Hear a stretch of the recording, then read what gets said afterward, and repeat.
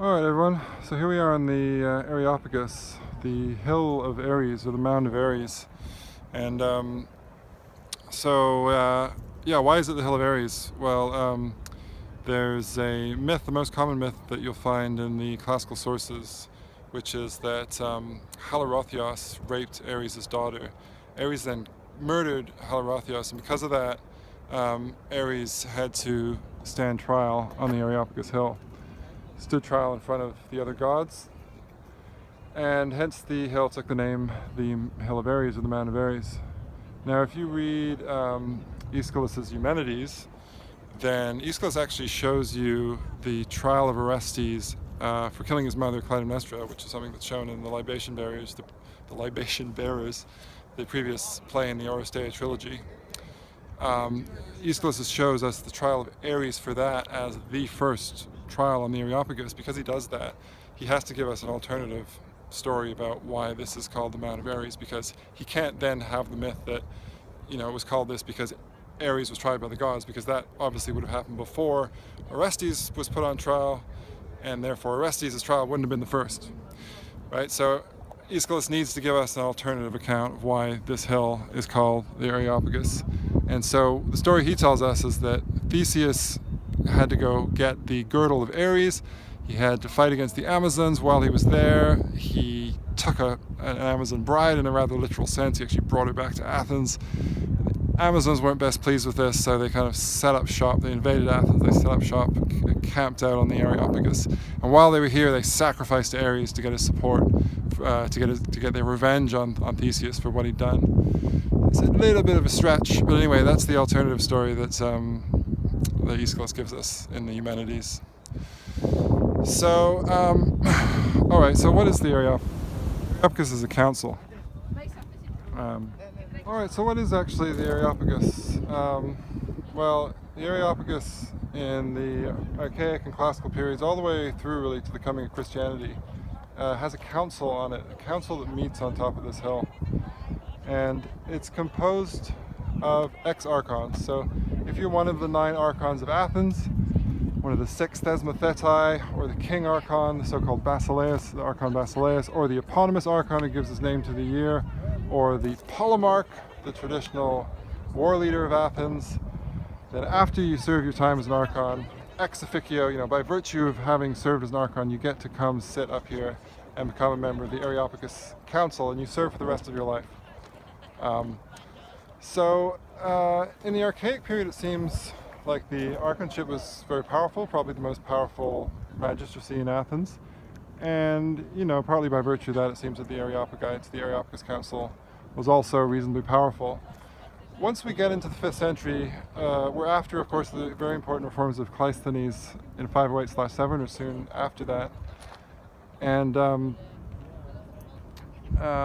the Areopagus starts to basically be democratized in various ways. So in 487, instead of being elected, the archons start being selected by lot.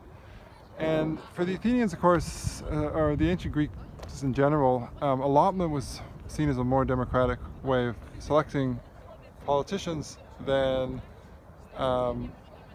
election, because the idea was that election isn't sort of blind to things like aristocratic birth or wealth or good looks, whereas allotment really does just sort of choose people randomly from the citizenry.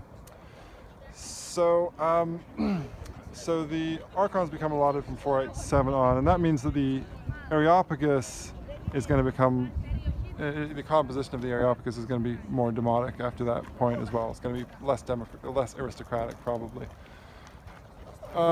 If we keep on moving into the middle of the 5th century, 462/1, we have the also very important reforms of Ephialtes. And one of the things that Ephialtes does is he really emasculates the Areopagus. He removes most of the important functions of the Areopagus, and he leaves it just as a murder court, a court for certain types of homicide, really. There are also other courts in Athens that serve for different types of homicide.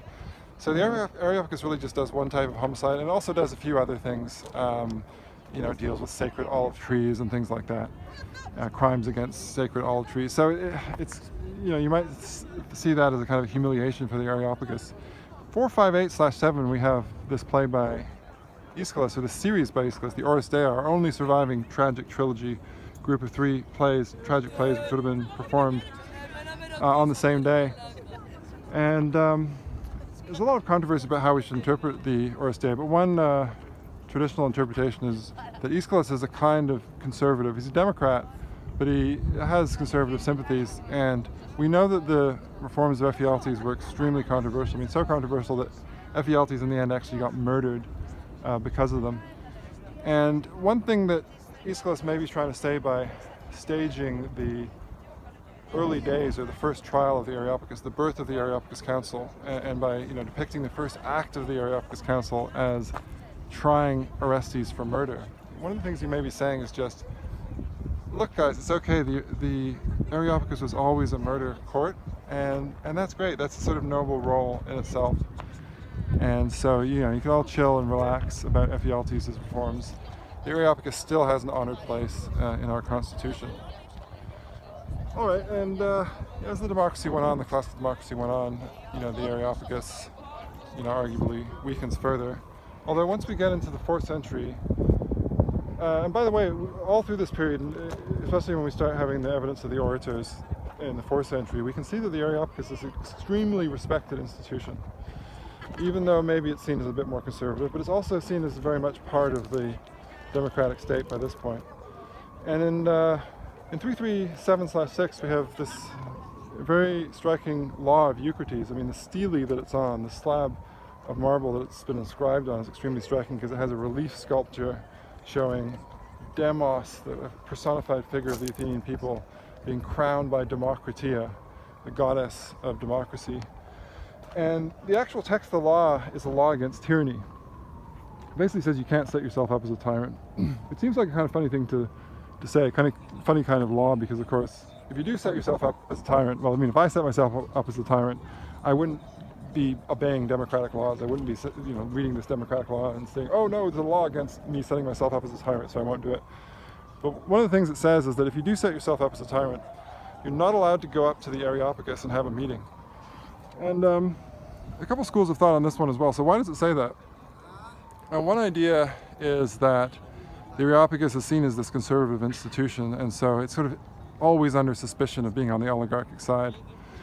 And so, by banning people from going up to the Areopagus, it's kind of acting as a democratic check. It's saying, it's trying to make sure that whoever dissolves the democracy or overthrows the democracy can't really set themselves up as a sort of oligarchic/tyrannical institution or oligarchic/tyrannical government.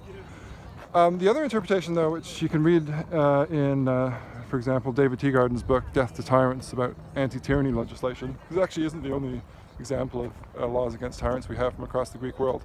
But he thinks that actually, no, the Areopagus by this point really is very well established as a democratic body.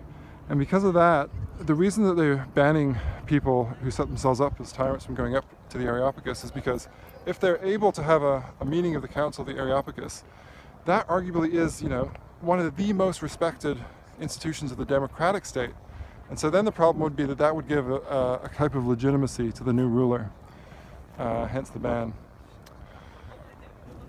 All right, so the Areopagus continues to be influential in the 4th century. In fact, in the late 5th century, 4th century, a lot of scholars think that it sort of reasserts itself through its powers to conduct investigations, for example.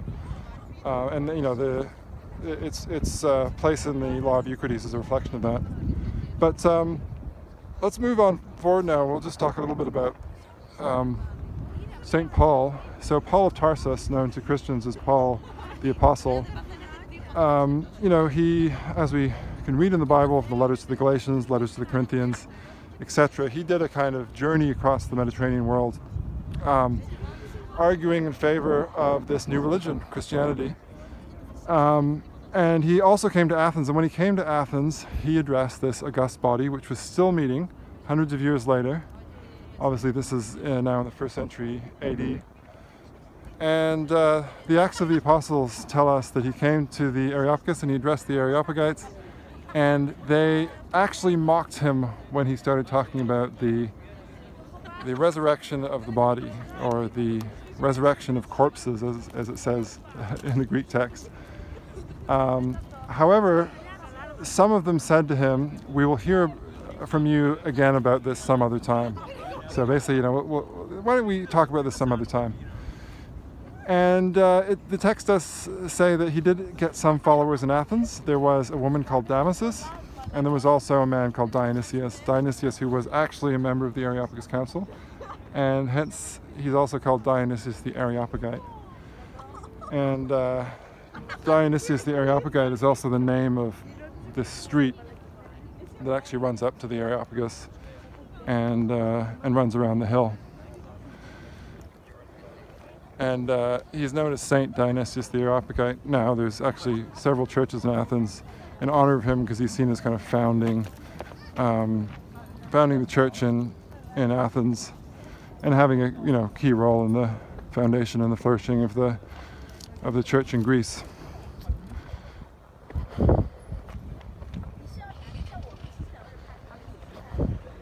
Yeah, so there's Dionysius the Areopagite street.